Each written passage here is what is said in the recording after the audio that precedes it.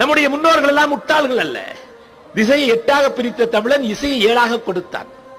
சரிகம பத நீ என்று இசையை 7ஆக கொடுத்தான். இசையை 7ஆக கொடுத்த தமிழன் சுவையை 6ஆக கொடுத்தான். அறுசுவையோடு சாப்பிடுகிற பழக்கத்தை நம்ம தேசத்துல வேற எந்த தேசத்திலும் இல்லை. சுவையை 6ஆக கொடுத்த தமிழர்கள் நிலத்தை 5ஆ பிரிச்சான். குறிஞ்சி முல்லை மருதம் நெய்தல் பாலை என்று. காற்றை 4ஆக பிரிச்சான். காற்றுக்கெல்லாம் பெயர் வச்சது வேற எந்த மொழியிலும் கிடையாது. தெற்கிலே இருந்து வீசினால் தென்றல், வடக்கிலே இருந்து வீசினால் வாடை, மேற்கிலே இருந்து வீசினால் கோடை, கிழக்கிலே இருந்து வீசினால் கொண்டல் என்று காற்றை 4ஆக பிரித்த தமிழன் மொழியை 3ஆக பிரித்தான். இயல் இசை நாடகம் என்று. மொழியை 3ஆக பிரித்த தமிழன் வாழ்க்கை 2ஆக வகுத்தான். அகம் புறம் என்று. கணவன் மனைவி வாழுகிற வாழ்க்கை அக வாழ்க்கை, வெளியில் இருக்கக்கூடிய வெற்றி வியாபாரம் எல்லாம் புற வாழ்க்கை. இப்படி வாழ்க்கை 2ஆக வகுத்த தமிழன் ஒழுக்கத்தை மட்டும் 1ஆக வைத்தான். அதை உயிரினும் மேலாக வைத்தான். அதனாலதான் வள்ளுவர் சொன்னார், ஒழுக்கம்